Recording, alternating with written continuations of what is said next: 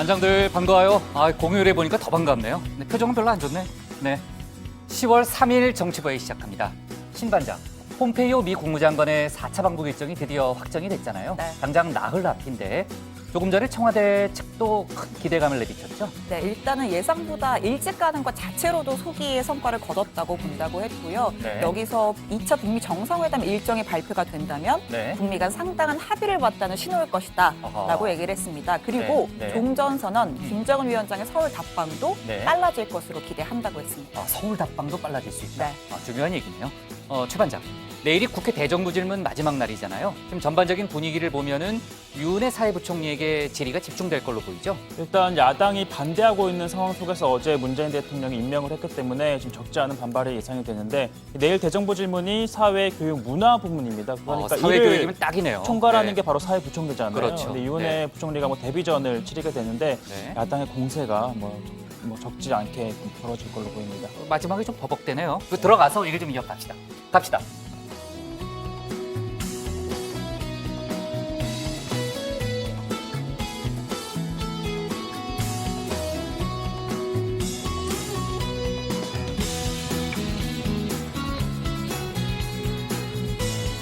네, 자 반장들 자리에 앉았으면 정치부회를 시작하죠.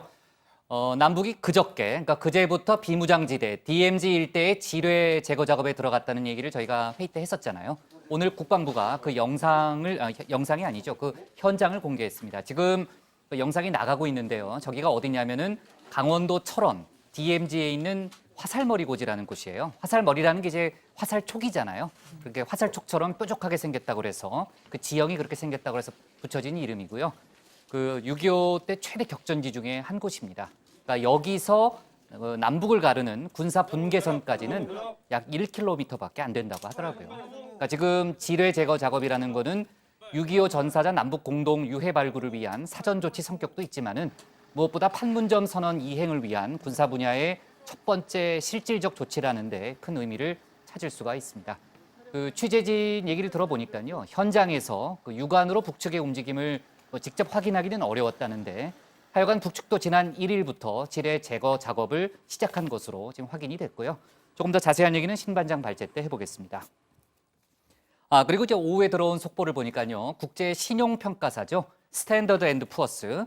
그러니까 보통 우리가 S&P라고 많이 부르는데 줄여서 한국 국가 신용 등급을 AA, 그러니까 A 두 개입니다. 그러니까 안정적으로 유지를 했습니다. 전체 21개 등급 중에 세 번째로 높은 등급이고요. 영국, 프랑스, 벨기에와 더 있죠. 더 나라가 더 있는데 아무튼 벨기에 등과 같은 등급이고요. 일본이나 중국보다는 두 등급이 높은 그런 등급입니다. S&P 측의 설명을 들어보니까요. 남북 및 북미 관계 개선에 따라서 한반도 내 긴장이 완화되는 추세다라는 얘기를 했고요. 그런 평가가 이번에 그 국가 신용 등급 매기는데도 영향을 미쳤다고 합니다. 그리고 이거는 정치 분야는 아닌데요. 그 화제가 되고 있는 연애 관련 뉴스니까 간단히 소개하고 가면요. 참 어떻게 보면 또 정치 문제일 수도 있어요. 정치도 넓게 보면은 관여된 사안인데 중국의 최고 스타죠. 그 판빙빙. 원어로는 이제 판빙빙이죠. 사성일성. 네, 근데 지난 3개월간 공식 석상에서 자취를 감췄잖아요.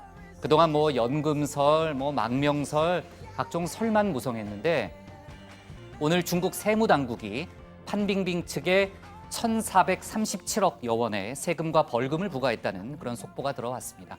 결국은 이제 탈세 관련한 문제일 가능성이 크다는 그동안 일부 언론들의 분석이 맞은 것 같고요. 판빙빙 본인도 잠적을 깨고 직접 사과문을 내놨습니다. 그 사과문 내용을 보면요. 나는 전에 겪어본 적 없는 고통과 그다음 이 단어가 중요해요. 교만을 경험했다. 그리고 내 행동을 매우 반성하고 또 전력을 다해 세금과 벌금을 내겠다. 이런 얘기를 했고요. 글쎄요, 선처를 위해서인지는 모르겠는데 애국심을 또 강하게 호소를 했어요. 내가 세계 무대에서 성공할 수 있었던 것은 국가와 인민의 응원 덕분이다. 이런 표현을 썼습니다. 아무튼 중국 정부가 최고 스타에게 일종의 본때를 보였고 다른 사회 저명 인사들도 떨고 있다. 이런 얘기도 있습니다. 그런 측면에서라면은 또 정치와도 관련이 돼 있죠. 네. 그리고 이제 조금 전에 막 들어온 속보를 보니까요. 검찰이 우병우 전 민정수석의 구치소 수용실이라고 그러죠. 네. 그 수용실을 압수수색했다는데 왜 그런 거예요? 지금 우 전 수석이 국정농단 관련자들을 제대로 감찰하지 못했다는 혐의로 지금 구속 수감 중이잖아요. 1심에서 이미 2년 6개월 실형을 선고받고 2심 재판을 받고 있는데 이번에는 박근혜 전 대통령의 비선 의료진이었던 김영재 씨의 그 특허 관련 소송 정보를 빼내는 데 관여한 의혹을 받고 있습니다.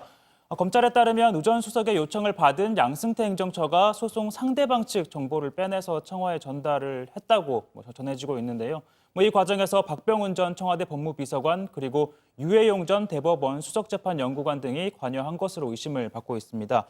이뿐만 아니라 원세훈 전 국정원장 사건 등 재판 거래가 의심되는 사건에 우 전 수석이 관여한 정황도 포착한 것으로 알려졌는데 사실 구치소에서 재판 거래 관련한 직접적인 증거가 있을 가능성은 낮잖아요. 그렇지만 검찰 그건 입장에서는 모르죠. 관련자들과의 말을 맞추기 네. 위해서 서신을 교환했다거나 그렇죠. 메모 같은 게 또 우전 있을 수 수석이 있고요. 작성한 메모 네. 등이 있을 가능성을 염두에 두고 압수수색을 벌인 걸로 보입니다. 네, 뭔가 검찰이 정보가 있으니까 아마 구치소에 갔을 겁니다. 그 내용은 나중에 속보가 더 나올 걸로 일단 예상이 되고요.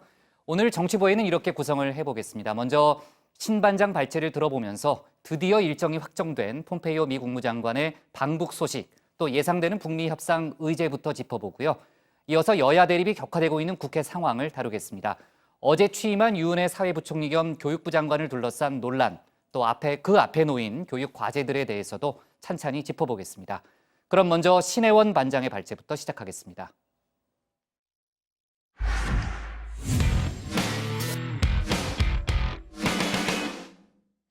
네, 조금 전에 이제 신반장하고도 얘기했지만요. 폼페이오 미 국무장관이 7일입니다. 그러니까 일요일이죠. 북한을 방문해서 김정은 국무위원장을 만납니다. 방북을 전후해서 일본, 한국, 중국 세 나라도 차례로 방문할 계획이죠. 비핵화와 종전 선언을 둘러싼 북미 간 빅딜 가능성이 높아지는 가운데 2차 북미 정상회담 시기와 장소가 확정될 가능성이 높습니다. 오늘 청와대 발제에서는 외교안보 속보, 또 하루 앞으로 다가온 14 공동선언 기념식 소식을 함께 다뤄보겠습니다. 네, 이렇게 종이처럼 납작한 몸으로 전 세계를 여행하는 동화 속 주인공 플랫 스탠리가 드디어 북한에 갑니다. 미국 폼페이오 국무장관의 4차 방북이 처음 거론된 지난 8월, 국무부는 플랫 스탠리에게 평양 여행을 시켜줄 거라고 얘기했었죠. Do you think this is the first of Vlad Stanley to head to North Korea? It looks a little like Kim Jong-un. But are you going to bring the Elton John CD? I don't have anything that I'm bringing along with me other than some comfortable clothes. 하지만 북미 협상이 교착 상태에 빠지면서 폼페이오 장관 방북도 미뤄졌습니다. 이렇게 플랫 스탠리의 평양 여행이 무산되는 듯 했는데요. 9월 제3차 남북 정상회담과 유엔 총회, 그리고 2차 북미 정상회담까지 가시화되면서 사전 담판을 지을 폼페이오 장관 방북이 확정됐습니다. Secretary Pompeo will travel to Japan, North Korea, the Republic of Korea, and China from October 6th to the 8th. In Pyongyang on October the 7th, the Secretary will meet with Chairman Kim. These conversations are going in the right direction, and we feel confident enough to hop on a plane. 네, 어제 발제에서 종전선언에 연연하지 않겠다던 북한의 논평을 소개하면서 북미 간 삿바 싸움이 사뭇 치열하다는 얘기를 했었는데요. 미국은 영변 핵시설 플러스 핵 신고까지 내놔라. 북한은 종전선언에 더해서 제재 완화까지 해달라라는 입장이었습니다. 이 상황에서 방북이 확정됐다는 건 폼페이오 장관이 뭔가 전향적인 카드를 들고 간다는 거겠죠. I don't want to prejudge precisely where we'll end up, but make no mistake about it, there is real progress being made, and we're going to continue to work at it until the point in time where, as the president says, we could be wrong. It may not happen, but until such time as we conclude we can't get this done, we're going to continue to drive to achieve continue the progress which we've already made. 방북이 당일치기로 진행되는 것도 북미가 의견 조율을 상당 부분 마쳤다는 방증일 수 있습니다. 2차 북미 정상회담 장소와 의제에 대한 두 정상의 생각을 최종 컨펌하는 단계로 해석이 됩니다. 전후로에선 일본, 한국, 중국 세 나라를 차례로 방문하는데요. 방북 직후 문재인 대통령과 강경화 외교부 장관을 직접 만나서 성과를 공유할 예정입니다. 청와대도 한반도 평화 로드맵에 청신호가 켜졌다며 기대감을 드러냈습니다. 문 대통령이 판을 보고 난 상황에서 북미가 직접 문제를 풀어야 하는 만큼 대화를 지켜보겠다. 궁극적으로는 우리가 나서지 않는 상황이 제일 좋은 것 아니겠느냐는 설명도 덧붙였습니다. 이제 북한의 핵포기는 북한 내부에서도 되돌릴 수 없는 되돌릴 수 없을 만큼 공식화되었습니다. 김정은 위원장도 트럼프 대통령님에 대한 변함없는 신뢰와 기대를 거듭 밝히면서 트럼프 대통령만이 이 문제를 해결할 수 있기 때문에 트럼프 대통령과 함께 비핵화 과정을 조속히 끝내고 싶다라는 희망을 밝혔습니다. 미국 정상회담의 조기 개최와 성공을 기원합니다. 자, 조금은 이르지만 2차 북미 정상회담 전망도 해보겠습니다. 앞서 북미는 폼페이오 장관의 2차 방북 직후에 1차 북미 정상회담의 시기와 장소를 발표한 바가 있습니다. 유력하게 거론되는 건 다음 달 6일로 예정된 미국의 중간선거 이후입니다. 북미 정상회담의 준비 시간이나 선거를 앞둔 트럼프 대통령의 일정 등을 고려하면 11월 중순쯤이 될 거라는 게 외교가의 전망입니다. Steve, I don't want to get into the time game. You know why? I told Mike Pompeo, I said, Mike, don't get into the time game. We stopped them.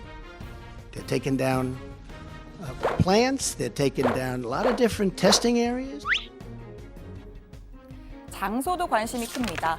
외교 소식통에 따르면 미국 행정부 관계자들이 한국이나 미국이 아닌 유럽 등의 제3국을 검토하고 있는 것으로 알려졌습니다. 오스트리아 빈, 스위스, 제네바 등 유럽 내 제3의 중립국들입니다. 물론 트럼프 대통령이 막판에 마음을 바꿀 가능성은 언제나 존재하죠. 2차 정상회담에서 종전선언까지 이어진다면 판문점이야말로 베스트다라는 의견도 있습니다. 미국 내 한반도 전문가 9명을 상대로 설문조사를 했는데 판문점이 가장 많은 추천을 받았습니다. 만약 남북미가 함께 종전선언을 한다면 판문점 개최가 타당성이 있고 종전이라는 상징의 측면에서도 제격이라는 평가입니다. 이 외에도 겨울철 날씨를 고려해서 하와이, 트럼프 대통령의 별장인 캠프 데이비드, 또 북미와 모두 친밀한 몽골의 울란바토르 등이 거론됐습니다. 오늘 청와대 발표 이렇게 정리하겠습니다. 폼페이오 7일 방북, 김정은 위원장 또 만난다. 네, 이제 제가 출장 갈 날이 다가오네요. 북미 정상회담, 하와이 얘기도 아까 귀에 쏙 들어오네요. 네, 그 폼페이오 미 국무장관 방북에 대한 청와대 입장이 조금 전에 나왔습니다. 그러니까 그 청와대 관계자의 설명을 들어보니까는 예상보다 빨리 이루어졌다. 그러니까 성과로 이루어지길 기대한다. 그런 얘기죠. 네, 청와대 핵심 관계자에 따르면요, 이 폼페이오 장관의 방북은 문재인 대통령의 평양과 뉴욕 방문으로 만든 불씨를 되살린 것이다라고 했습니다. 그러면서 그 자체만으로도 소기의 성과를 거뒀다고 판단하고 있다라고 말했는데요.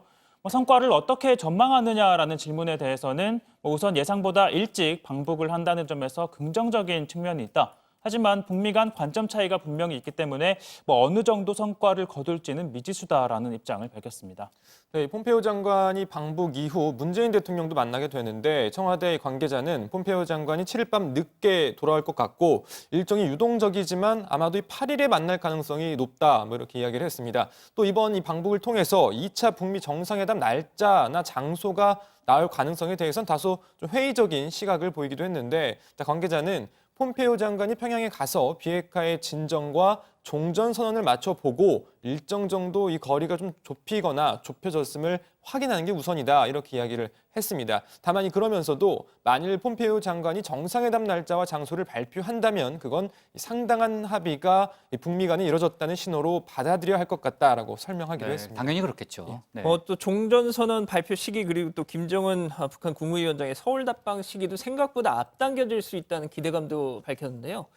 북미 정상회담 시기가 11월 6일 미국 중간선거를 넘길 가능성이 높다고 그동안 판단을 했는데 중간선거 이전이라도 가능성은 상대적으로 커진 게 아닌가 생각한다라고도 한 겁니다. 아, 그래요? 예.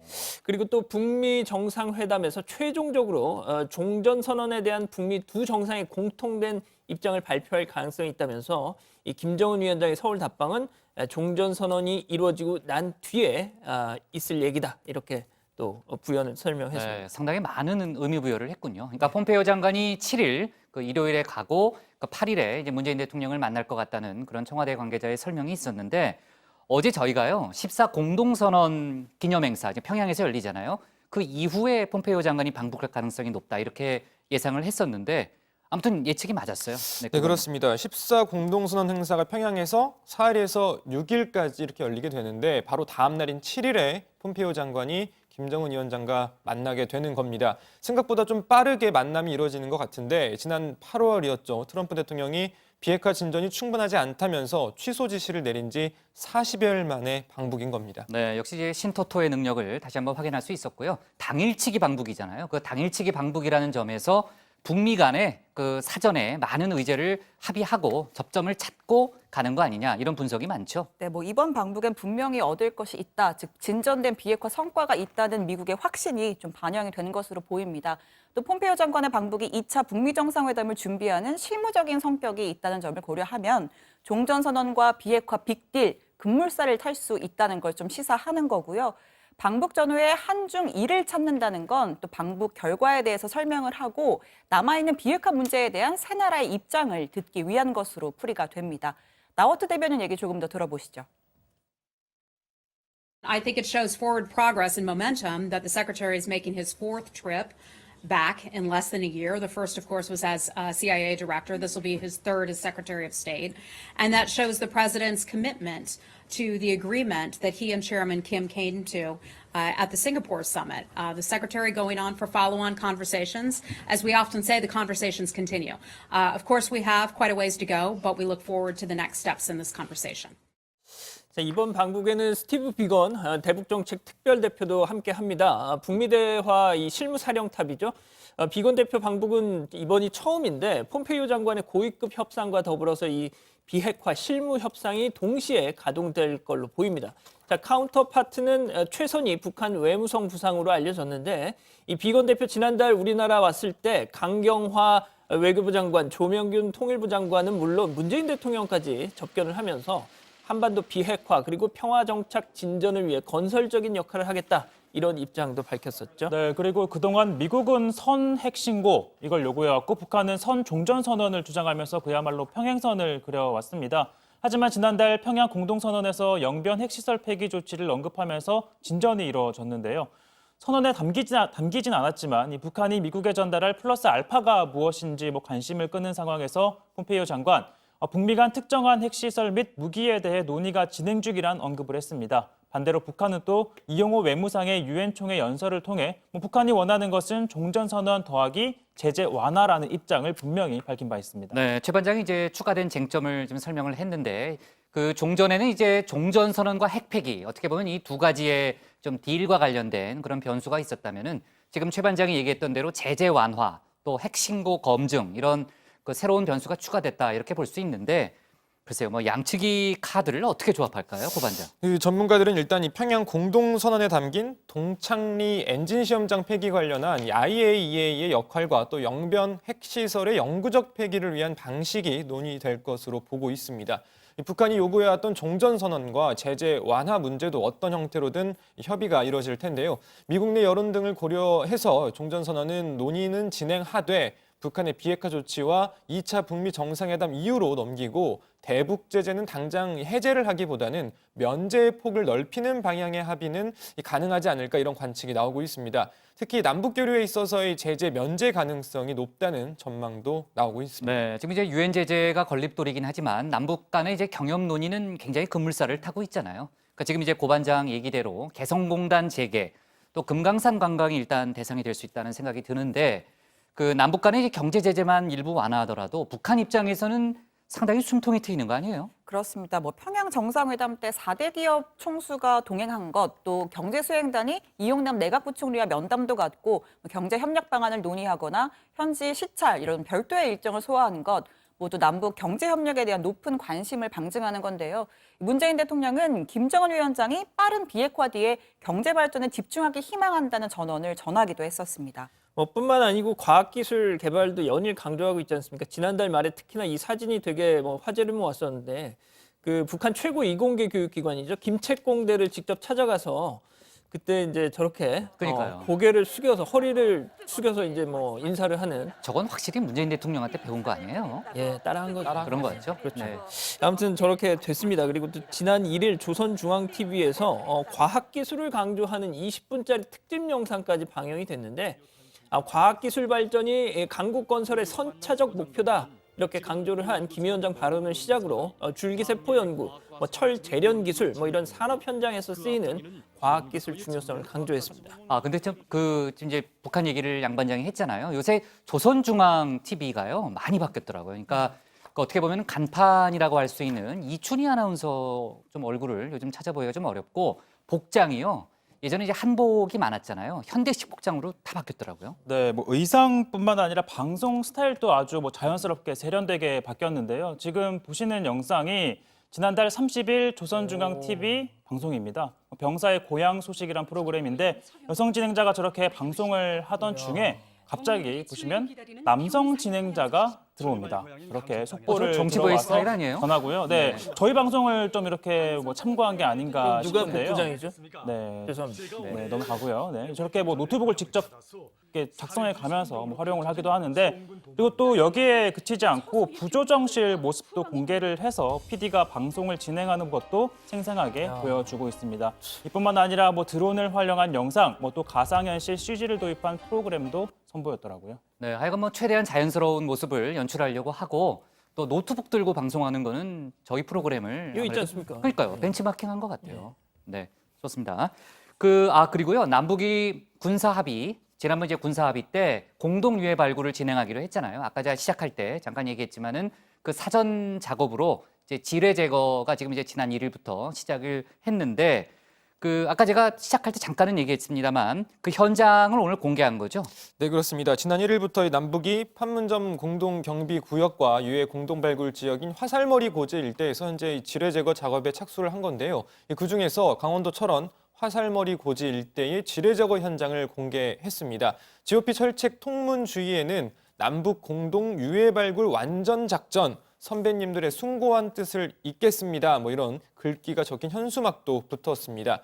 GP 바로 앞 북쪽 방향으로 장병들이 탐지 작업을 벌이고 있는데 이 장병들이 착용한 방탄조끼와 헬멧, 지뢰화 등의 이런 무게가 20kg에 달한다고 하네요. 네, 제가 이 지뢰 제거 작업 절차를 좀 설명을 드릴게요. 네. 이 장병들이 먼저 땅속 깊이 한 3m까지가 탐지가 가능한 이 숀스테드라는 장비를 활용해서 1차 탐지 작업을 하고요. 이상 징후가 발견이 되면 예초기를 이용해서 이 주변 자풀들을 제거한다고 합니다.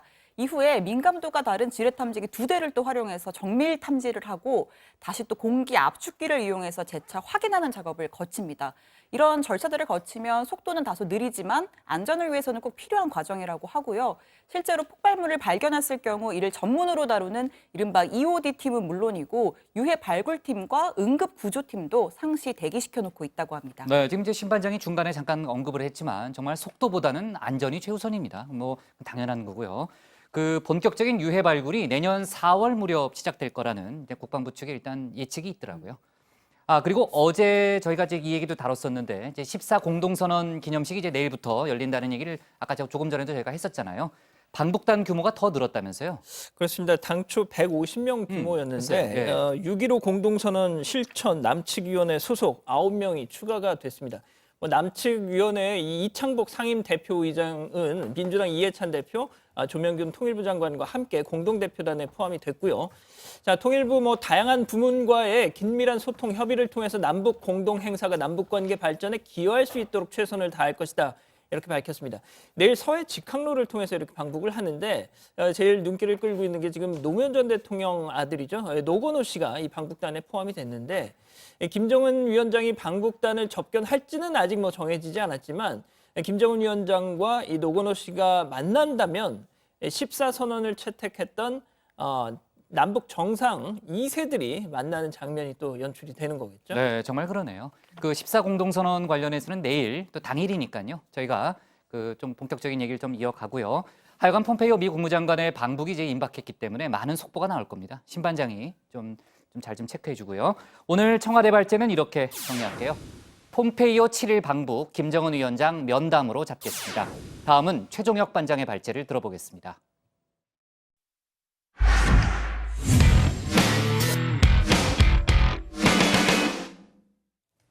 오늘은 개천절이죠. 서울 세종문화회관에서 열린 경축식에는 이낙연 국무총리와 여야 대표들이 일제히 참석했습니다. 청와대 업무 추진비 공개 공방, 또 유은혜 교육부 장관 임명 등으로 여야 대치는 심각하지만요. 오늘 하루는 개천절을 맞아서 숨고르게 들어갔습니다. 하지만 내일 재개되는 대정부 질문 또 국정감사를 앞두고 곳곳에 뇌관이 도사리고 있습니다. 오늘 최 반장 발제에서는 국회 상황을 자세히 정리해 보겠습니다. 네, 올해가 바로 당군이 고조선을 건국한 지 4351년이 되는 해입니다. 전국 곳곳에서 개천절을 기념하는 행사가 열렸고요. 또 정부가 주관한 기념식엔 이낙연 총리를 포함한 정부 또 정치권 인사와 단군 단체 관계자 또 시민 등 2천여 명이 참석을 했습니다. 단군의 후손인 남과 북이 단군의 소망대로 평화와 번영을 바라는 인간 세상을 널리 이롭게 하는 날이 하루라도 빨리 오기를 갈망합니다. 자, 그리스 신화처럼 신들 사이의 대립이나 또 신과 인간 사이의 갈등이 등장하는 다른 나라 신화와 달리 우리 단군 신화에는 갈등이 없습니다. 인간이 되기 위해 쑥과 마늘을 먹던 곰과 호랑이도 굴에서 함께 살았지만 싸우지 않았죠. 매일같이 회의를 하지만 늘 화기애애한 백부장과 저희 반장들처럼 말입니다. 자, 최근 갈등이 극으로 치닫고 있는 정치권도 오늘은 공방을 자제했습니다. 개천절 경축식에 여야 대표가 일제히 참석을 했는데요. 자, 민주당 이해찬, 자유한국당 김병준, 바른미래당 손학규 대표와 민주평화당 장병환 원내대표가 나란히 앉아서 개천절을 기념했습니다.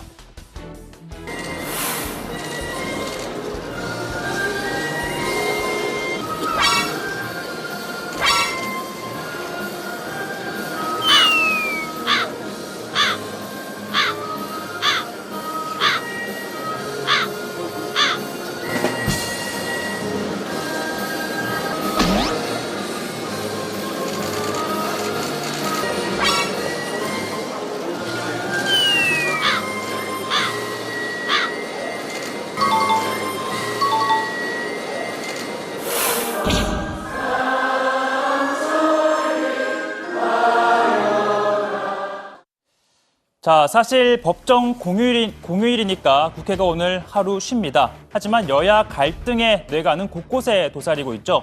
당장 내일 예정된 대정부 질문에 유은혜 장관이 등판하는 만큼 야당의 파상 공세가 예상이 됩니다. 앞서 세 차례 진행된 대정부 질문만 봐도 여실히 드러나는데요. 우선 국회 부의장 출신 심재철 의원과 김동연 경제부총리는 청와대 업무추진비 공개를 놓고 난타전을 벌였습니다. 합법적이지 않은 방법으로 아시게 된 겁니다. 열려 있으니까 그렇게 접속했던 거 아니에요? 60% 이상은 열람을 하실 권한이 없습니다. 아까 그리고 보여드렸듯이 뻥 뚫려 있었다니까요. 거기에 이것은 감사할 진용이라고 표시가 돼 있습니다. 그걸 본다면은 들어가지 않으셔야죠. 봐서는 안 될 자료를 본 겁니까? 두 번째 그렇습니다. 봐서는 안 되실 자료를 보신 겁니다. 비인가라고 표시가 돼 있습니까? 그렇습니다. 데이터가 있고 열려 있으니까 그렇게 접속했던 거 아니에요. 접속한 걸 가지고 저희들한테 뭐 범죄자로 모는 겁니까? 만에 하나 들어갈 수 있다고 칩시다. 그 안에는 대통령 해외 순방에 대한 거라든지 모든 정보가 다 들어가 있습니다.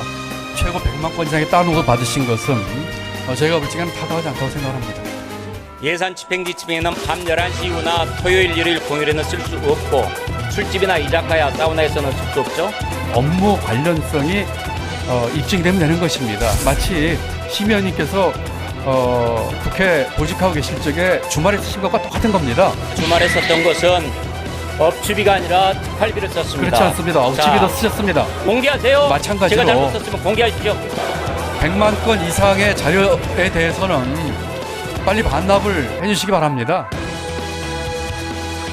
자, 이렇게 업무 추진비 공방에 가렸지만 세 번에 걸친 대정부 질문에서는 여야는 각종 정책을 두고 뚜렷한 시각차를 보였습니다. 당장 평양 남북 정상회담에서 체결한 남북 군사 합의서에 대한 평가는 군 출신이죠. 민주당 민홍철 의원과 한국당 김성찬 의원이 찬과 방패를 자처했는데요. 고등군사법원장을 지낸 육군준장 민홍철, 그리고 해군 참모총장을 지낸 해군대장 김성찬, 장성 출신 두 의원의 대결입니다. 지난 평양 남북 정상회담의 최고의 성과라고 할 수 있는 남북 군사 합의서, 이 의미는 저는 첫째, 남북 군사 상황의 비정상의 정상화. 둘째, 북한의 비핵화와 평화 구축을 위한 정치 외교적 토대를 지원하는 성격. 이 두 가지다, 이렇게 생각을 하는데요. 자연스럽게 적응이 돼버리면 이제는 자, 전방에서는 감시 정찰도 하지 않고 방어 목적의 훈련도 하지 않고 한강 하구는 수로환경 다 내주고 서북도서 방어훈련 하지도 않고. 자, 이뿐만이 아닙니다. 이러한 가운데 부동산 공급 문제를 두고서는요, 여권 내에서 다소 파열음이 나오고 있습니다. 그린벨트를 해제해 집을 짓겠다는 정부 대책에 박원순 서울시장, 그린벨트는 해제하지 못하겠다, 반기를 들었죠. 도심 업무 빌딩 안에 주택을 짓자며 역제안을 했습니다. 그러나 김현미 국토부 장관, 지자체가 수용하지 않으면 국토부의 그린벨트 해제 물량을 활용하겠다며 집권 해제 카드를 꺼내들었습니다. 자, 김 장관은 또 집값 상승의 한 원인으로는 저금리 정책을 지적하기도 했는데요. 질문을 한 야당 의원도 고개를 끄덕이는 등 간만에 낯선 풍경도 펼쳐졌습니다. 대한 전향적인 고민이 필요하지 않나 이렇게 생각을 합니다. 장관께서는 그 금리 부분을 좀 손을 대야 된다 이렇게 보시는 건가요? 국토부 장관의 입장에 봤을 때는 시중의 이 넘쳐나는 유동성을 정상화시키는 것이 주택 정책에 있어서 가장 중요한 틀 중에 하나이다. 금리가 생각합니다. 이제 중요한 요인 중에는 하나일 하나라 겁니다. 생각합니다. 자, 지난달 이낙연 총리에 이어 국토부 장관도 금리 인상을 시사한 겁니다. 자, 이러한 가운데 김동연 부총리, 고용 상황이 갈수록 나빠지고 또 9월 고용 지표는 마이너스까지 갈 수도 있다며 고개를 숙였습니다. 최저임금 인상과 근로시간 단축의 부작용 때문이라는 야당 의원들의 지적에 대해서는 지역에 따라 최저임금 기준을 다르게 적용하는 방안을 검토하고 있다고 밝혔습니다. 자, 오늘 발제 이렇게 정리할 텐데요. 제가 앞서 진행된 대정부 질문을 정리한 만큼 오늘 발제는 없습니다. 아니 뭐 누구 마음대로 뭐 있고 없고 막 본인이 결정하네요. 그러니까 최 반장이 오늘 발제를 안 하겠다는 거잖아요. 그러니까 지금 공휴일에 출근하라고 했다고 지금 저항하는 거 아니에요, 고 반장? 아니 저는 휴일에 기석거리가 없어가지고 발제할 것 찾느라 정말 애먹었는데 이런 식으로 하면 저도 할 수 있었을 것 같습니다. 그러니까 뭐 아무리 어제 그제 거 정리해 준 거는 좋긴 한데 좀 황당하네요. 네, 황당해요. 네, 아무튼 뭐 최 반장이 그 가을 남자잖아요. 그래서 나한테 가을을 타는 것 같아요. 그 오늘 개천절이니까 제가 그 홍익 인간의 정신으로 오늘 하루만 용서를 하겠습니다. 내일도 같은 상황이 이어지면은 같이 묶어가지고 제가 내일 함께 응징을 할게요. 자, 지금 이제 야권에서는요, 유은혜 사회부총리 겸 교육부 장관 임명에 대한 그 반발이 상당히 거세지고 있는데, 그 고 반장, 국회 보이콧 카드까지 검토하고 있다, 이런 얘기도 있네요. 네, 그렇습니다. 한국당 내부에서는요, 인사청문 보고서가 채택되지 않은 유은혜 부총리죠. 부총리를 이제 문재인 대통령이 임명을 하자 국회 일정을 보이콧을 검토하겠다, 이런 목소리까지 나오고 있습니다. 내일 사회 분야 대정부 질문에서 이 유은혜 부총리 출석하기 때문에 야당의 반발로 파행을 빚을 가능성도 있습니다. 다만 야당 입장에서는 대정부 질문이 정부 여당을 견제하는 데 유리한 자리이고 또 국정감사도 앞두고 있기 때문에 국회 일정을 완전히 중단시킬 가능성은 낮아 보이는 게 사실입니다. 다만 내일은 유은혜 장관에게 집중적으로 질문 공세가 펼쳐질 것으로 예상됩니다. 네, 한국당은 휴일인 오늘도 논평을 내고 유은혜 장관 임명 비판했습니다. 이양수 원내대변인은 유 장관 임명은 청와대의 협치 포기 선언이다라면서 문 대통령이 청문회 때 많이 시달린 분들이 오히려 일을 더 잘한다라고 발언을 했는데 국회 인사청문회 제도 자체를 무시하는 발언이다라고 비판을 했습니다. 또 내일도 청와대 업무 추진비 공개를 둘러싼 날선 공방 이어질 것으로 보이고요. 어제도 내역을 공개한 당사자인 심재철 의원과 김동연 부총리 간의 난타전 외에도 이 동료 의원들 간의 측면 지원 또 공방이 끊이지 않았었습니다. 사실 박근혜 정부에서는 고가의 헬스 장비를 구입하지 않았습니까? 그리고 비아그라 등 의약품 구입비를 과도하게 썼었고요. 거기에 비하면 우리 현 문재인 정부의 예산 집행은 지극히 상식적이고 정당하다고. 다만 자료 등의 비밀 표기를 해놓지 않았기 때문에 공개하게 되었다. 보시다시피 지난해 7월 청와대 대변인이 긴급 브리핑까지 하면서 앞선 청와대와 캐비넷 문건을 공개하면서 한 말입니다. 전형적인 내로남불입니다. 네, 어제 이제 국회 본회의장에서는요, 계속 뭐 야유, 고성 이런 것들이 뭐 오가더라고요. 네, 그 내일 이제 대정부 질문, 마지막 대정부 질문인데 내일 대정부 질문을 마치고 나면은 다음 주부터죠, 국정감사. 바로 다음 주부터죠. 다음 주부터 국정감사가 이제 시작이 되고요. 각 상임위별로 일정을 확정하고 특히 이제 증인을 확정하는 작업이 지금 이제 진행 중이에요. 그중에 지난 아시안 게임에서 대표팀 선수 선발을 놓고 상당히 논란이 컸잖아요. 선동열 감독이 증인으로 출석할 예정이라고요? 예, 뭐 아시겠지만 우리 대표팀 뭐 야구 금메달 땄음에도 불구하고 병역 특례 혜택 놓고 비난이 쏟아져서 귀국돼 환영도 잘 많이 받지 못했지 않습니까? 뭐 당시 몇몇 선수를 놓고 또 논란이 있었던 것도 사실이고요. 자, 그동안 선동열 감독 뭐 선수 선발 과정을 공개하라는 여론에도 불구하고 구체적인 입장을 밝혀오지 않았었는데 국회가 오는 10일 열리는 문화체육관광부 국정감사에서 선동열 감독을 증인으로 채택을 한 겁니다. 자, 증인 채택 소식이 알려지니까 한국야구위원회가 내일 선 감독이 기자회견을 연다 이렇게 밝혔는데 국가대표팀 선발 논란 뭐 어떤 입장을 내놓더라도 내놓겠죠. 네, 뭐 이 밖에도 이 문화체육관광위원회는 박근혜 정부 그 문화계 블랙리스트와 관련해 유진룡 전 문체부 장관, 조현재, 박민권 전 차장 등도 증인으로 채택을 했습니다. 참고로 이들은 이 자유한국당 그 한성교 의원이 증인 채택을 요구해서 뭐 여야 합의로 이제 채택이 된 거고요. 이 밖에도 최순실 국정농단 사건과 소위 이 체육 적폐와 관련한 진실 규명을 위해서 박원호 전 대한승마협회 전무, 그리고 전명규 전 대한빙상경기연맹 부회장 등을 증인으로 채택을 했고요. 참고로 박태환 선수의 아버지 박인호 씨도 참고인으로 채택을 했다고 합니다. 그리고 또 눈에 띄는 인물이 있는데요. 이 게임계에서 김택진 NC소프트 대표도 증인으로 채택을 했습니다. 아, 그래요? 광고에도 나왔던 뭐 택진이 형 뭐였죠? 그 반장들은 그 NC소프트 게임 리니지 해요? 리니지? 해본 적 있어요? 안 해요? 아니요, 저희는 게임은 안 하죠. 아, 네. 그래요? 그 리니지 같은 확률형 그 아이템 게임을 보면요. 아이템 구입에 수백만 원 썼다는 사람들도 많이 있잖아요. 네. 부장 현질 좀 하신 거 아닙니까? 저요? 예. 저는 온라인 게임은 안 해요. 저는 철저하게 오프라인 위주로. 고반장이 전문 용어를 쓰는 거 봐서는 좀 네. 익숙한가 봐요. 네. 아, 그래요? 예. 좋습니다. 뭐, 예. 네. 자, 그러다 보니까요. 게임이 사행성을 조장하고 있다는 그런 논란이 빚어지고 있는 만큼 뭐 이와 관련한 질의가 있을 걸로 일단 예상이 됩니다. 아, 그리고 드루킹 댓글 조작 사건 관련해서 이제 증인을 누구를 부를 것이냐 그를 놓고서 이제 여야 간에 상당히 공방이 컸는데 과방위 국감 증인도 일단 확정이 된 거죠. 예, 자유한국당 김성태 원내대표 같은 경우는요. 드루킹 사건과 관련해서 네이버의 이혜진 전 의장을 나도 증인으로 부르겠다 뭐 이러면서 배수진을 치기도 했는데 과방위는 이혜진 전 의장과 이 다음 카카오 김범수 의장을 증인으로 최종 확정했습니다.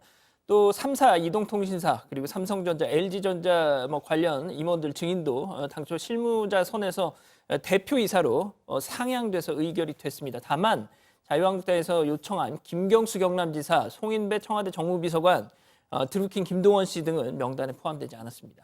네, 그동안 대기업 총수나 금융계 CEO들이 단골로 증인 명단에 올랐었던 정무위원회 같은 경우에는요. 올해 국감에선 대폭 줄어들었다고 합니다. 당초 야당 의원들은 삼성그룹을 비롯해서 뭐 현대차, SK, LG 등의 총수를 증인으로 신청할 계획이었지만 여야 간사 간 합의 과정에서 바람직하지 않다는 결론이 나온 것으로 전해졌습니다. 재계에서는 일부 인사를 제외하면 CEO나 총수가 아닌 대체로 실무진이 증인으로 채택이 됐습니다. 또 금융권에서는 심성은 K뱅크 행장과 또 윤호영 카카오뱅크 행장이 유일하고요.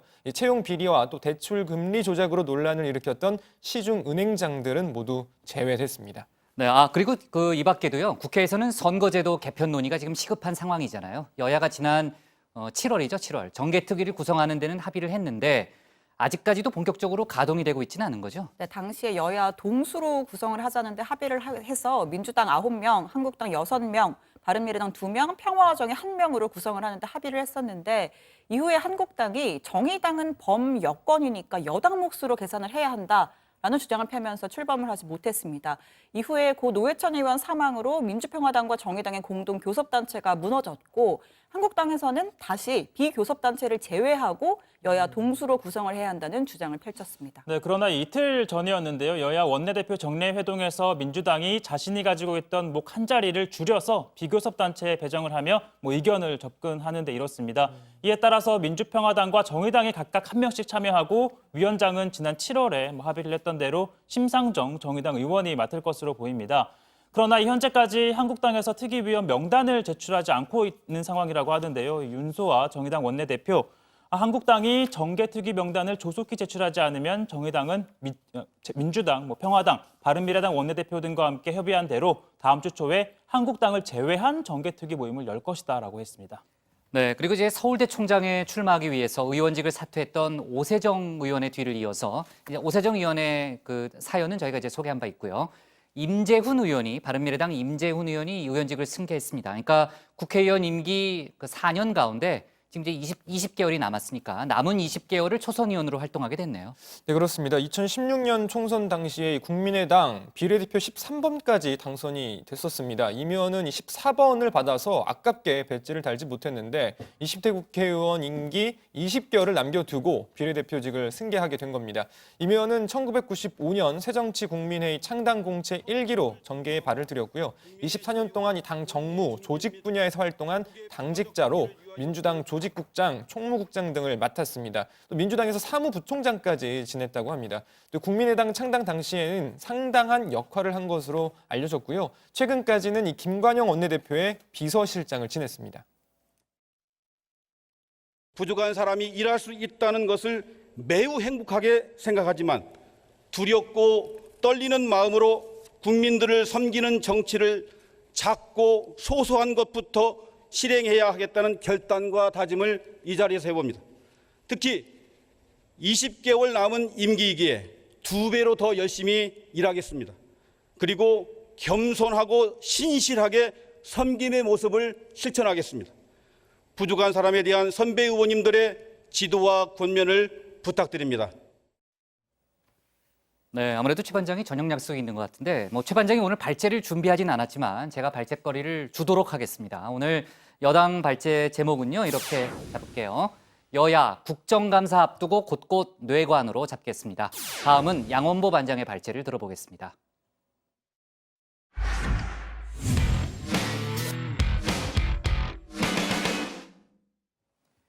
전원 책발 자유한국당의 인적 쇄신 바람.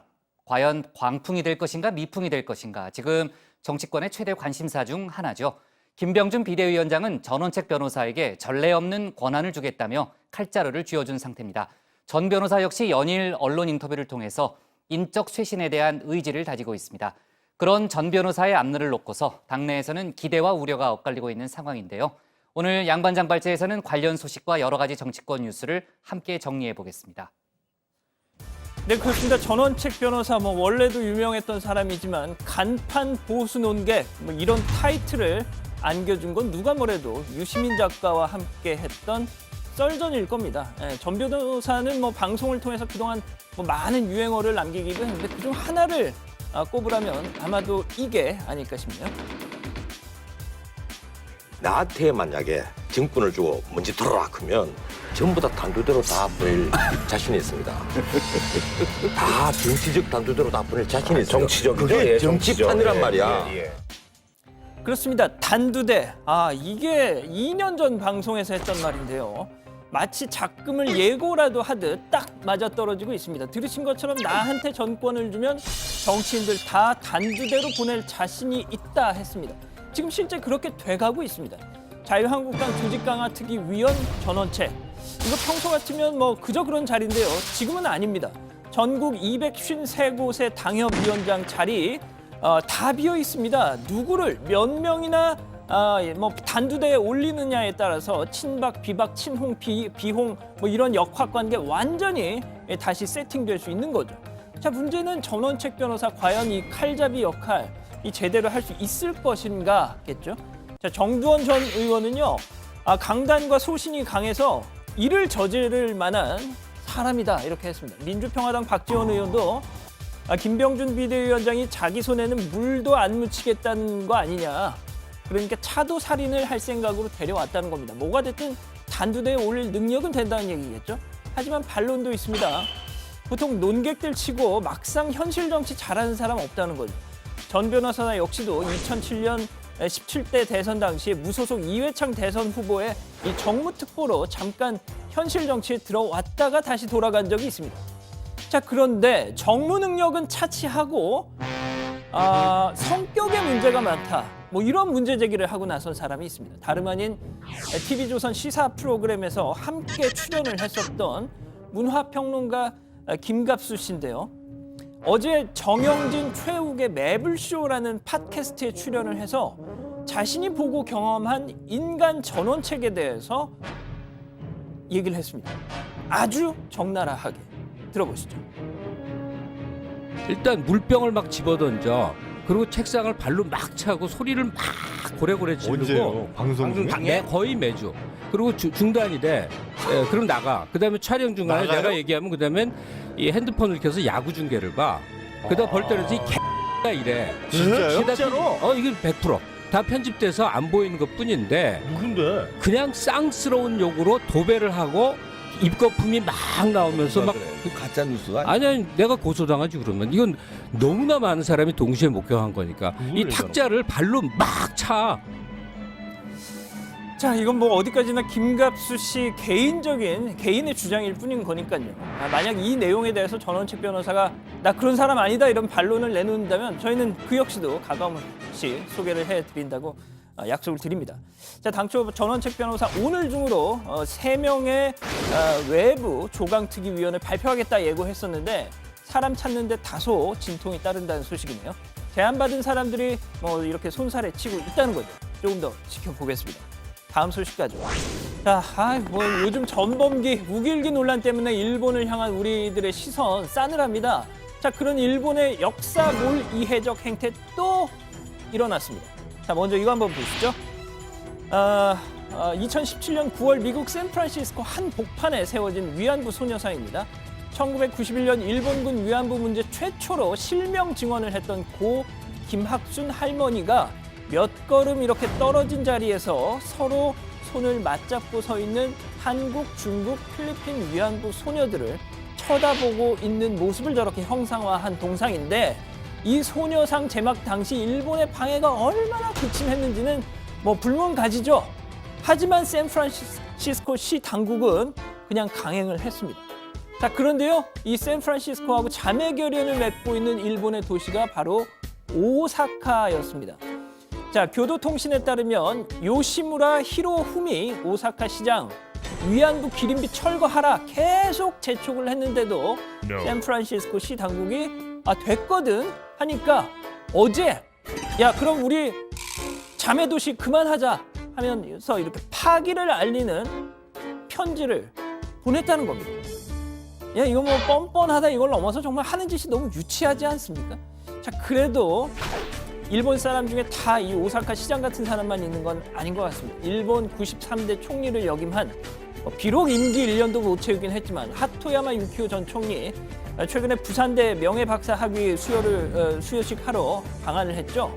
자, 학위 수여식에서 상처받은 분들이 더는 사죄가 필요 없다라고 할 때까지 계속 사과해야 한다라고 했다는 겁니다. 자, 오늘은 국내 원폭 피해자들을 찾아가서 무릎을 꿇었다고. 자, 오늘 준비한 소식은 여기까지입니다. 네, 정말 하토야마 유키오 전 총리 같은 사람이 일본 정치권에 10명만 있었어도 한일 관계가 이렇게 경색되지는 않았을 거다라는 생각이 절로 듭니다.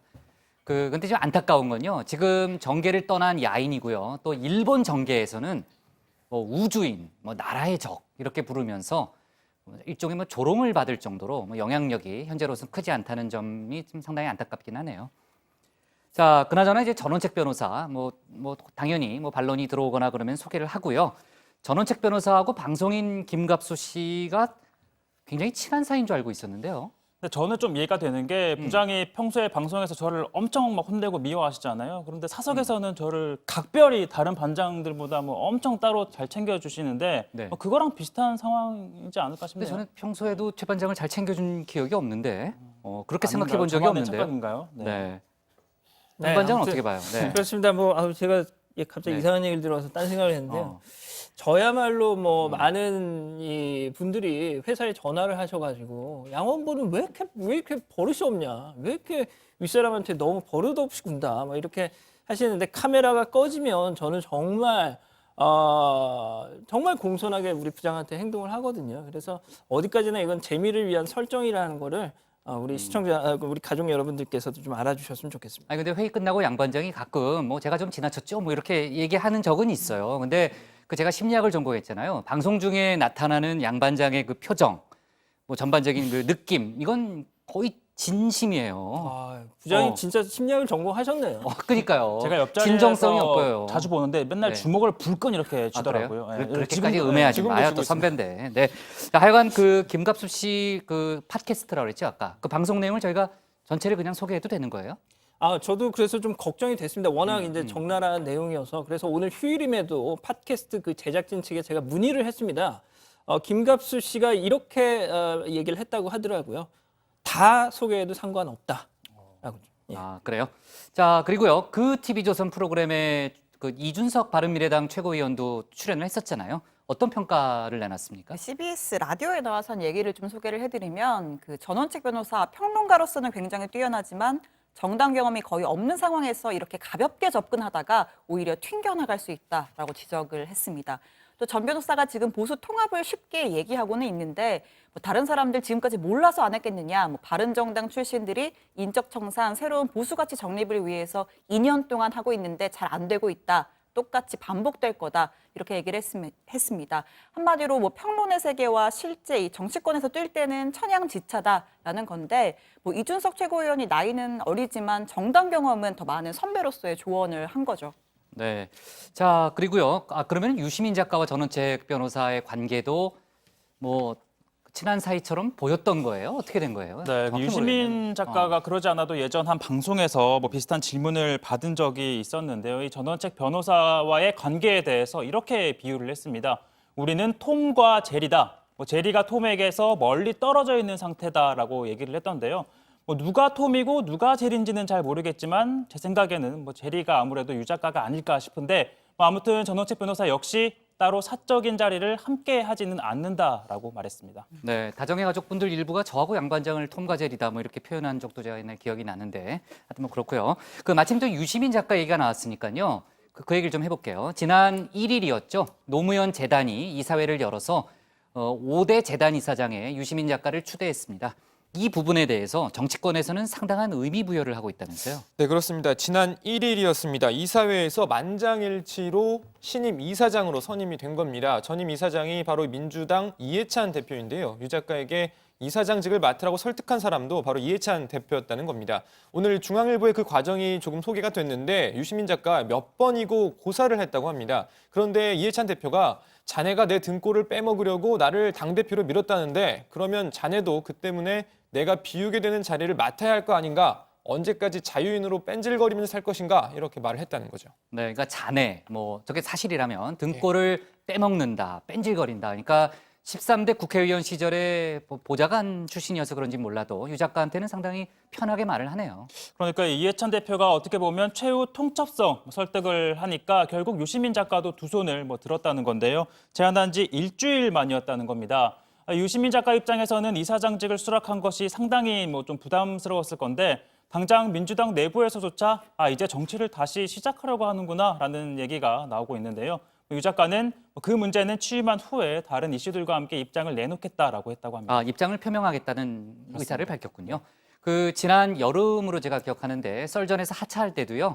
당장 정계 복귀하는 거 아니냐 이런 예상이 정치권에서 또 많이 나왔잖아요. 그때 본인은 전업 작가로 활동할 거라는데 변함이 없다는 점을 분명히 강조했는데 하여간 전반적인 상황은 상당히 흥미롭게 흘러가긴 하네요. 네, 말씀하신 대로 올 초에 이 안희정 전 충남지사의 성폭력 의혹 사건이 불거지면서 흔히 책노계에서 차기주자 공백을 우려하는 목소리가 있었습니다. 그때 민주당 내에서 가장 현실적인 대안으로 손꼽혔던 인물이 바로 유 작가였고요. 현재로서는 민주당에 복당하는 데 걸림돌도 없습니다. 지난 6월에 정의당 당적을 정리했고요. 또 흥미로운 건 오늘 기사에 썰전에 함께 출연했던 박형준 전 의원 인터뷰인데 방송을 같이 하면서 유 작가가 결국에는 정치를 재기할 거라는 인상을 받았다라고 얘기를 했습니다. 어떤 점 때문에 그렇게 생각했는지는 설명을 안 했는데 뭔가 본인의 감 같은 게 또 있었겠죠? 네. 어쨌든 이사장 취임 뒤에 유 작가가 직접 그 문제를 밝히겠다고 하니까 제가 좀 기다려 봅시다. 이제 얼마 안 남았잖아요, 취임이요. 그리고 자유한국당 얘기를 조금 더 해보면은 황교안 전 총리가 그 고반장 미국 방문을 마치고 귀국을 했다면서요? 네, 그렇습니다. 어제 귀국한 것 같은데요. SNS에 소회를 밝혔습니다. 아시다시피 미국 서부 지역을 돌면서 현지 교민들 또 한국전 참전용사들 만나고 오겠다 이렇게 이제 밝히기도 했는데 대한민국의 안보 상황을 걱정하는 분들이 우리 안뿐만 아니라 해외에도 많이 계시더라. 대한민국은 우리가 함께 지켜야 할 조국이다 이렇게 말을 했습니다. 현재 싱크탱크의 대북 전문가들과도 만나서 한반도 상황을 놓고 많은 이야기를 했다고 하는데 전문가들이 우려 목소리를 많이 내더라 이런 이야기도 했습니다. 어쨌든 한기환 전 총리 현안에 대한 목소리를 내는 빈도수가 부쩍 느는 게 사실입니다. 네, 오세훈 전 서울시장 같은 경우도 예능에도 출연하고 그러던데 하여간 그 자유한국당 내 일종의 잠룡들의 움직임이 활발해지고 있다 이런 얘기가 정치권에서 나오죠. 자, 그리고 방송통신심의위원회가 오늘 밝힌 내용인데 그 예능 프로그램에서 국적불명의 신조어가 무분별하게 사용되고 있다 이렇게 얘기를 하면서요. 집중 모니터링하겠다 이런 입장을 밝혔죠. 그렇습니다. 정치부에는 그러지 말라고 해도 워낙 이제 심의 규정을 완벽하게 준수하고 있고 그렇게 또 노력을 하고 있습니다만 일부 채널 예능 프로그램에서 무분별한 신조어를 남발해서 우리말 훼손이 우려된다는 지적이 잇따르자 방심위가 오늘부터 중점 모니터링을 한다고 하네요. 예를 들면 어떤 것들이에요? 그런 겁니다. 띵작, 띵작, 띵곡, 웬열, 부장님 그 뜻 아시죠? 알아요. 그러니까 명작, 명곡을 그렇게 부르는 거죠? 비틀어서. 부장 짜란당. 저도 다 알아요. 뭐라고? 짜란당. 짜란당은 또 뭐예요? 짜란당은 이런 거 하면은 방심위 심의에 걸리는 겁니다. 제가 신고하려고요. 네, 좋아요. 아무튼 고반장 그렇다고 너무 고무룩하진 말고요. 자, 농담이에요. 그런 말씀은 안 됩니다. 앞으로 좋은 표현 쓰고요. 그 어린이 청소년의 정서 발달에도 상당히 영향을 줄 수 있으니까 저희가 최대한 바른 언어를 쓰는 거는 정당한 태도입니다. 자, 오늘 기사 제목 이렇게 정리할게요. 한국당 조강특위 외부위원 인선 난항으로 정하겠습니다. 다음은 고석승 반장의 발제를 들어보겠습니다.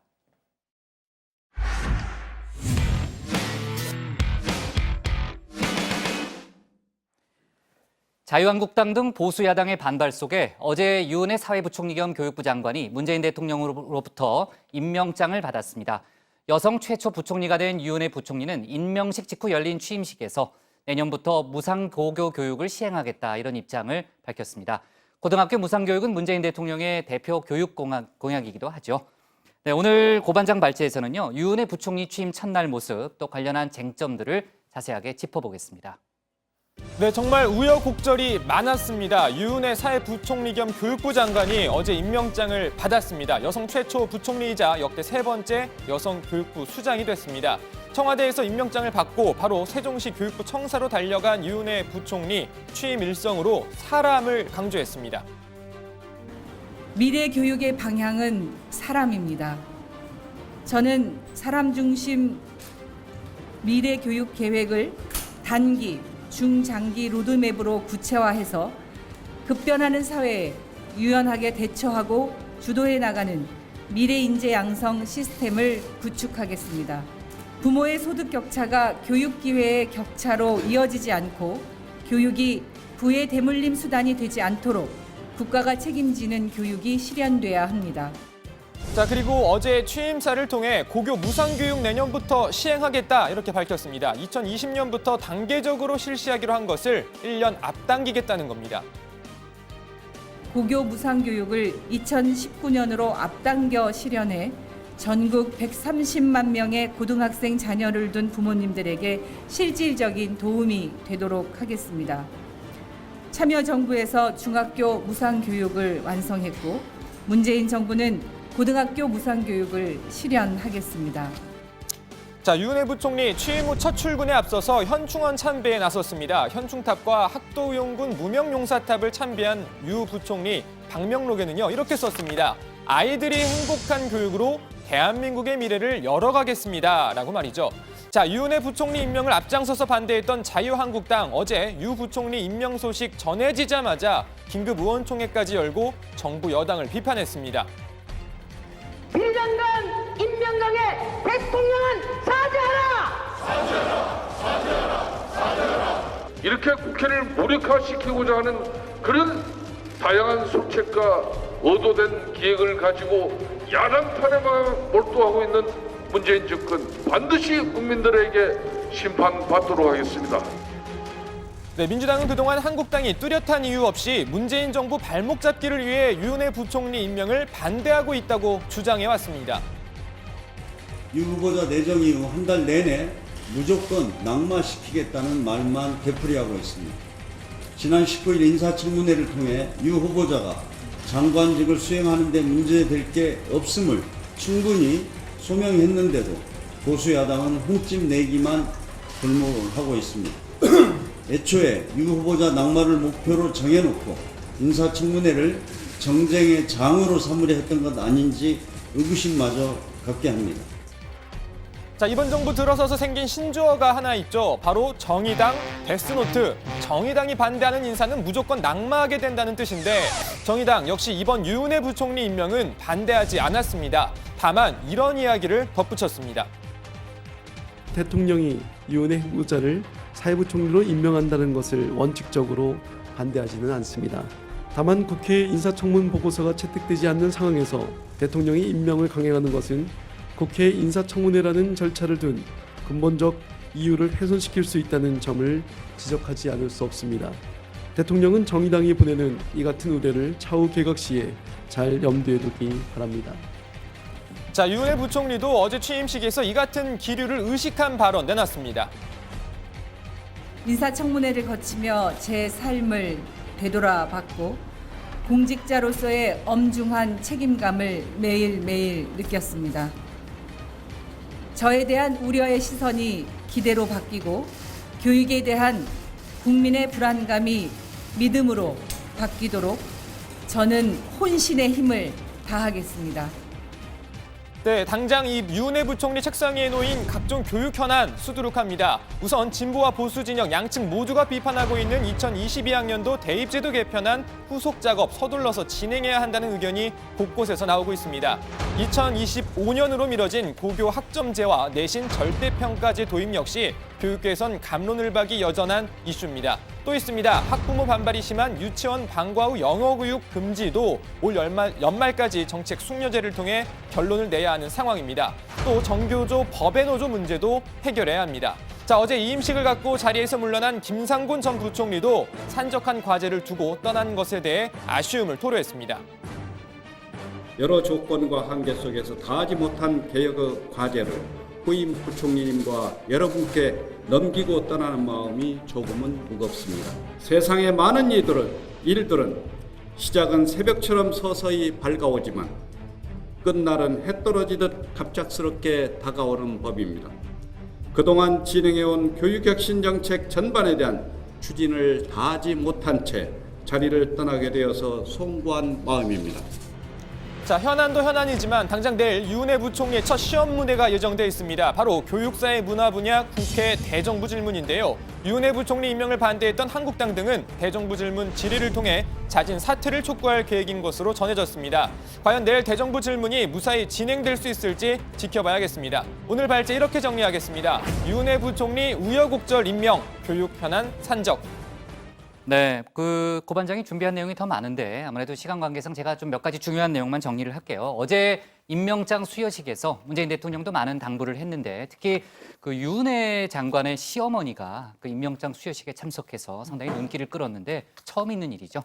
그리고 문재인 대통령이 이제 인사청문회 때 많이 시달린 분들이 일을 오히려 더 잘한다는 그런 전설 같은 이야기가 있고 업무에서 아주 유능하다는 것을 좀 보여달라 이런 당부를 특별히 했습니다. 그리고요, 좀 다른 얘기인데, 드루킹 특별검사팀에 특검보가 3명인가 있잖아요. 그 중에 2명이 그 동시에 사의를 밝혔다는 그런 소식도 들어왔습니다. 네. 이 얘기는 다음에 또 할 수 있을 것 같고요. 그리고 내일 사회 분야, 어차피 사회교육 분야 대정부 질문이 있으니까 오늘 유은혜 장관 못다한 얘기는 내일 좀 이어서 하겠습니다. 자, 오늘 기사 제목은요, 이렇게 정리할게요. 논란 속 유은혜 임명, 내일 대정부 질문 주목으로 잡겠습니다.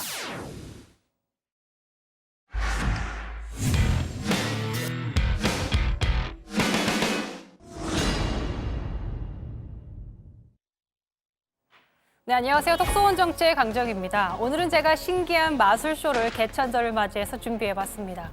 자, 동전이 있습니다. 자, 하나, 둘, 셋. 사라졌습니다. 어디 갔을까요? 아니, 저게 뭐죠? 네. 강정 아나운서 너무 못하는 것 같아서 제가 마술을 하나 준비해 왔는데요. 여기 이렇게 네. 동전이 있죠? 네. 동전이 있는데요. 제가 한번 보여드리겠습니다. 자, 보실까요? 네. 뾰로롱 없습니다. 네. 어디 있느냐? 자, 양반장 머리에서 나왔습니다. 굉장히 뭐 어색하네요. 하는 거예요? 네. 저보다 잘하는 것 같아서 뭐라고 말을 할 수가 없네요. 잘했습니다. 자, 이렇게 제가 뜬금없이 어설픈 마술을 보여드린 이유는 어제 청와대가 평양 정상회담의 비컷 사진들을 공개했기 때문인데요. 거기에 최현우 씨의 마술 사진이 등장합니다. 자, 첫 번째 사진을 보시면 문재인 대통령이 카드를 들고 있고 김정은 위원장과 이설주 여사는 박수를 치고 있습니다. 최현우 씨도 활짝 웃고 있고 뒤에 한반도 모습도 보입니다. 다음 사진 보여주시죠. 최현우 씨가 김 위원장에게 큐브를 주고 뭔가 얘기를 하고 있고요. 또 다른 사진에선 최현우 씨가 큐브 2개를 들고 있고 문 대통령 내외, 김정은 위원장이 박수를 치는 장면이 보입니다. 여기서 김정숙 여사의 놀란 모습이 정말 압권이죠. 최현우 씨가 이 라디오를 출연해서 뒷이야기를 전해줬습니다. 문재인 대통령이 생각하신 어떤 카드를 위원장이 맞추고 위원장이 생각한 숫자를 이제 문재인 대통령님께서 맞추시고 이렇게 서로 이렇게 그 교감 요술이라고 하는 그 마술을 이제 하면서 그래서 이제 김영철 부위원장한테 이제 제가 큐브를 먼저 드렸죠. 예, 그냥 편하게 섞어달라고 하니까 그래도 안 된다 하면서 이제 안 보이게 막 테이블 밑에서 막 섞고 그러는 거예요. 김영철 부위원장이. 네, 부위원장이. 그가 김정은 위원장이 갑자기 화를 내시면서 마술은 그렇게 보는 거 아니라 이렇게 하시는 거예요. 자, 이 밖에도 백두산 천지에서 아리랑을 불렀던 알리 씨가 만찬에서 노래 부르는 사진, 엘리 씨 작곡가, 엘리 씨와 또 작곡가 김영석 씨의 사진도 공개됐습니다. 래퍼 지코 씨의 공연 사진도 있는데요. 이건 영상으로 준비해봤습니다. 자, 영상을 보면 지코 씨가 가볍게 이렇게 춤도 추면서 분위기를 띄우고 있는데, 네, 정말 어색하게도 반응이 없습니다. 이 지코 씨의 공연에 대해서 북한 사람들의 반응은 박지원 의원이 이렇게 소개했습니다. 지코 공연을 보고 아무래도 저희하고 앉은 분들은 기성세대이기 때문에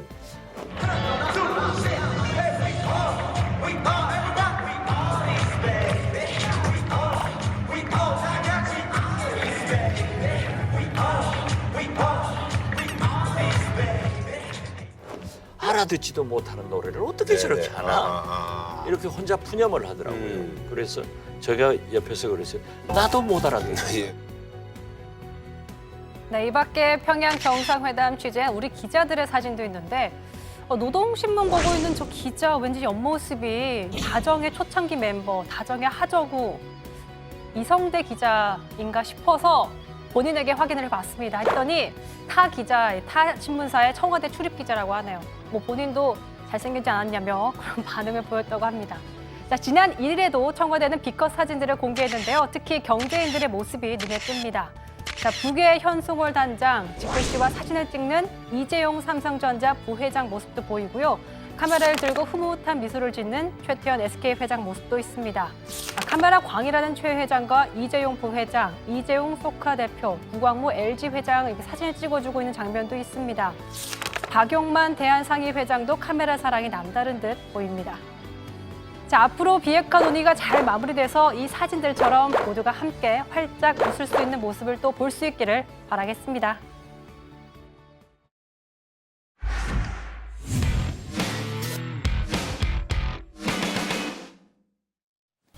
네, 오늘 저희가 고른 한 컷은 국립중앙의료원 직원들 독감 백신 싸게 사 불법 투약입니다. 국립중앙의료원 직원 100여 명이 독감 백신을 공동 구매해 되팔거나 지인들에게 투약한 사실이 드러났습니다. 그러니까 보통 한 개에 4만 원 하는 백신을 15,000원에 550개 구입한 사실이 적발된 겁니다. 일반인의 의약품 구매 또 투약은 의료법과 약사법 위반이죠. 더 큰 문제는 이런 불법 행위가 상습적으로 이뤄졌다는 점인데요. 해당 직원들은 결국 징계를 받게 됐습니다. 공공의료 정책을 책임지는 기관에서 이런 일들이 벌어졌다는 걸 글쎄요, 납득하기는 어렵네요. 오늘 정치부에는 여기까지고요. 저희는 내일 다시 찾아뵙겠습니다. 또 뭐라고 한마디 할 거죠? 그냥 공휴일에 잘 외워지지 않더라고요. 심리학에서 암기법은 안 가르쳐요. 암기법은 배울 수 있는데.